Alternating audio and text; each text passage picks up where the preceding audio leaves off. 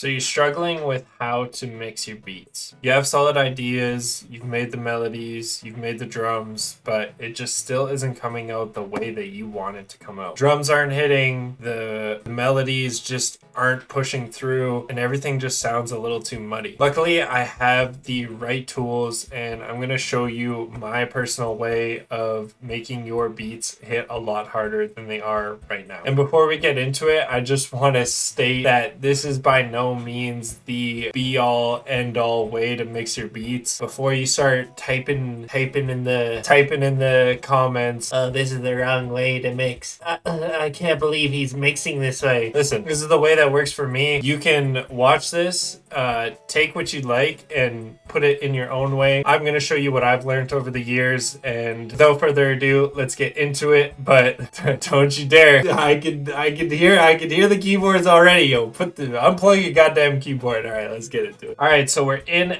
FL Studio. Here I've got a beat that I made not too long ago. This is a little tutorial beat that I made, so I figured I'd take everything off and just show you guys the process of how I would mix it. So let me just give you kind of a listen of what it sounds like before all the mixing.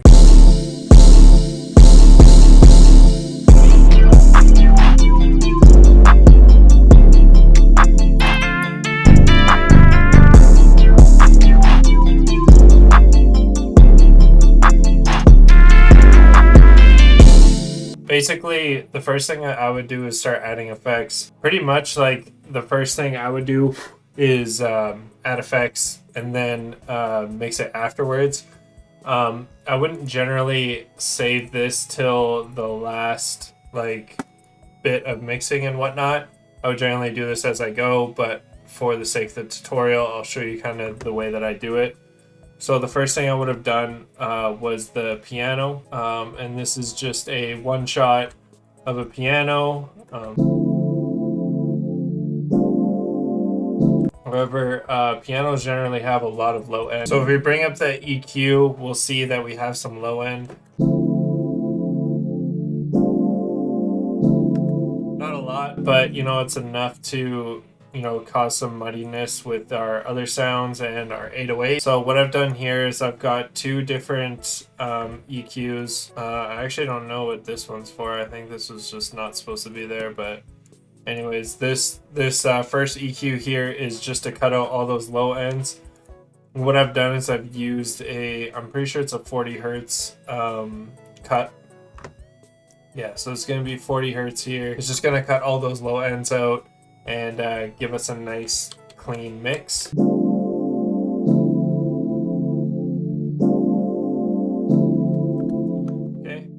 All right, so we'll move on to the next sound. The next sound, we've got this kind of like plucky sound.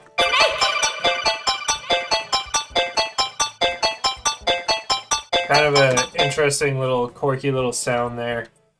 So pretty much like what I like to do, especially for, just like basic sounds like this, is I'll lay out like just like a basic arp or something like that. And then I'll bring in shaper box, maybe some looperator, some delay, and then just EQ it. I think this is actually just like the radio EQ, if I remember correctly. I don't know why it's actually not showing it.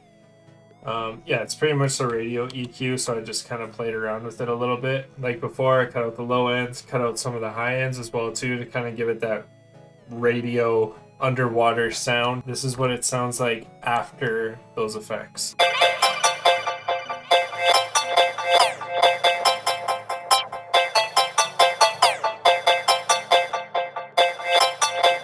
So it's really easy to hear, something like this and be like, man, like what? Like, how did they do that? That sounds so complex, but I promise you, a lot of the times it literally looks something like this, very basic, with a bunch of effects on it. And it's one of the things that I struggled with a lot as well too when I first started producing, is I heard all these super unique sounds and I was like, man, like how do they get these sounds to just like play like that and sound so extravagant and deep and have like depth, I guess. But yeah, it's just effects, honestly. And for anyone asking, crunch verb for shaper box and literally just the default for Looperator.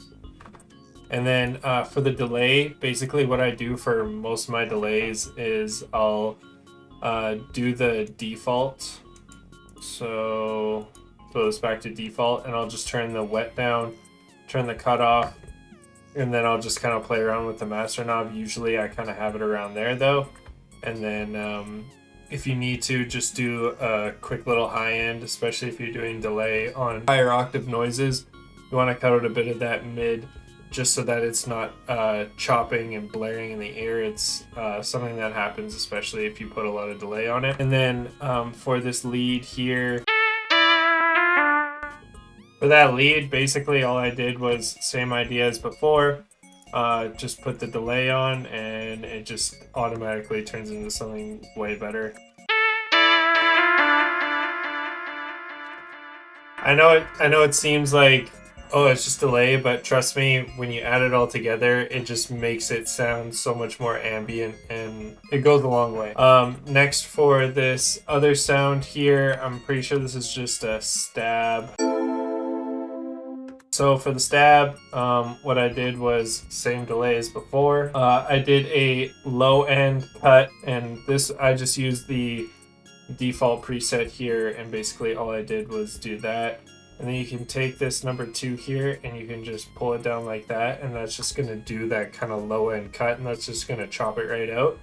And then I just did a little shelf on the top end here because there is quite a bit of top end on this noise, or on the sound, whatever you want to call it. And that just gives room for all the other sounds to have a little bit of room to actually shine through, so this isn't kind of overpowering it. So this is what it sounds like out the effects. Okay, so I was actually looking at classic. I was looking at the wrong thing, so we're actually on this lead here. And sorry, let me just show you what it sounds like. I was wondering, I was like, anyways, this is what the lead sounds like dry. Okay, and then with the effects that we just went over. Again, it doesn't sound super crazy, but I promise you when we put it all together, it's going to sound a lot better. The stab that we were just talking about, this is same idea, delay, again, pretty much the exact same as what I've used for all the other ones.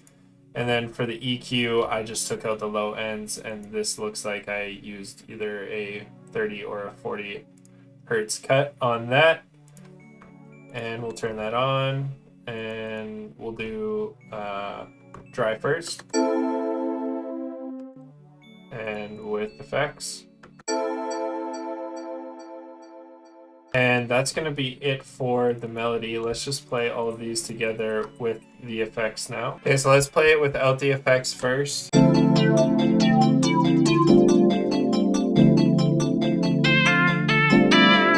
Dry, very kind of meh, whatever, right? And we'll put all the effects on.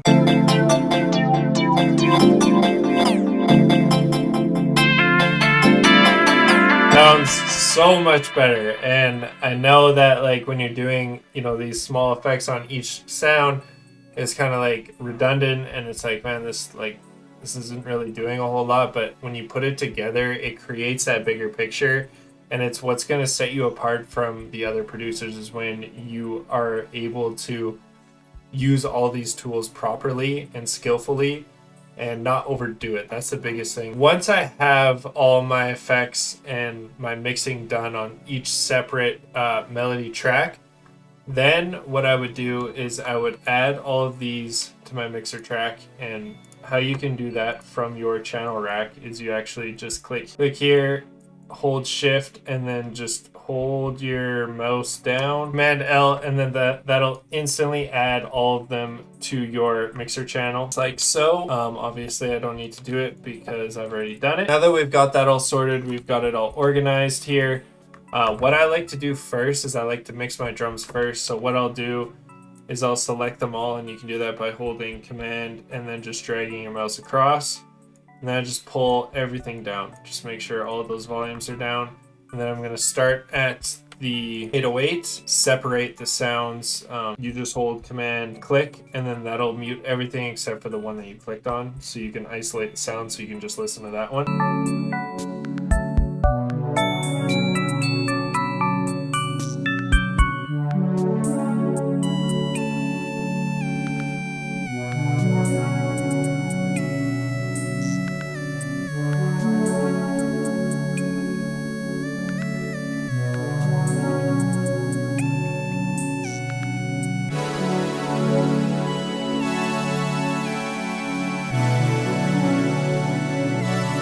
So once you have your drum pattern laid out, you've mixed it, you feel good about it. Now you want to move on to your, like I did before with the drums, I isolate each melody piece and I go slot by slot and do the exact same process and just kind of, you know, play with the volumes as I go.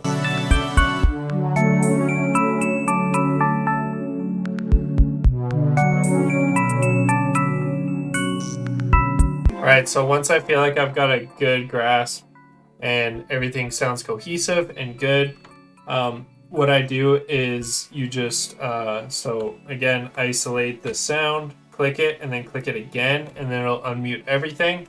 And then I like to play it all together and make sure it actually sounds good.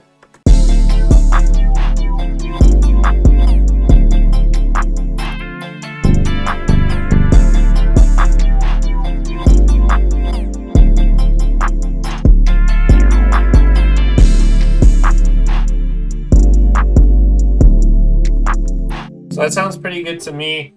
It still feels like it's missing something, and this is where it gets fun.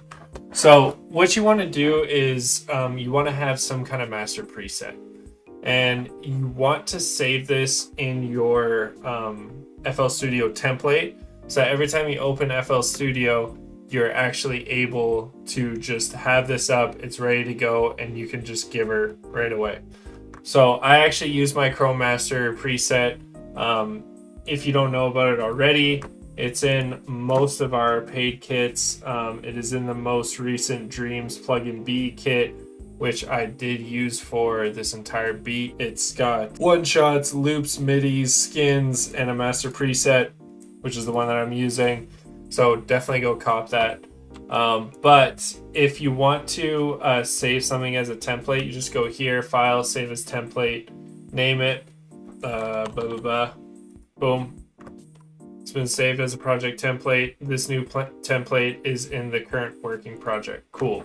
So now, if we were to open new from template, boom, right there. And then you can actually change your default, and you can make it so that that one actually pops up every single time. I have it so my template comes up every time, which has the Chrome Master preset. However, you do what you want to do. Whether or not you follow, use my master preset or find your own, that's totally up to you. But I highly suggest coming up with one that works for you. So anyways, I'm going to turn mine on. Actually, we're just going to play this without, again, just so you guys can hear.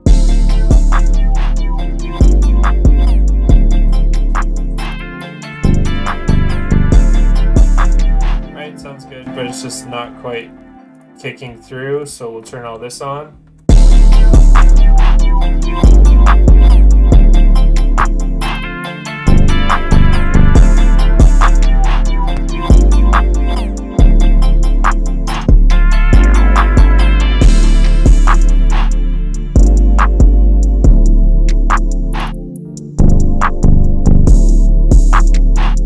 So as you can tell, there's a little bit of feedback there. Totally fine. Usually I have this on right off the bat, so I kind of mix it together with the preset on, but all I had to do was just fool around with the 808. It was just a little too high, giving a little bit too much feedback there and crunch. But yeah, that's pretty much the gist of it, to be completely honest. It's all about just finding a routine and something that works for you. Like I said, I just find that this works for me. It's what I know. It comes natural. Whenever I go into it, I know what I'm doing, and it's just second nature to me because I've done it so many times. And that'll come with you. Again, if you build a template for yourself, it's just going to make it a hell of a lot easier. And honestly, it's just going to save you so much time. But finding a routine, something that works for you, something that is kind of, like I said, second nature, that you can just go in, you know, you hear this, boom, boom, boom, you can change this, you're all done. Okay, mess around with the volume and you're done. That's basically what you want to get into, whether it's this or something else. Like I said, you know, don't take it as gospel. Use it and then kind of, you know, change it and mold it to what works for you. And yeah, with that being said, guys, we'll talk to you later. Have a good one. Peace out.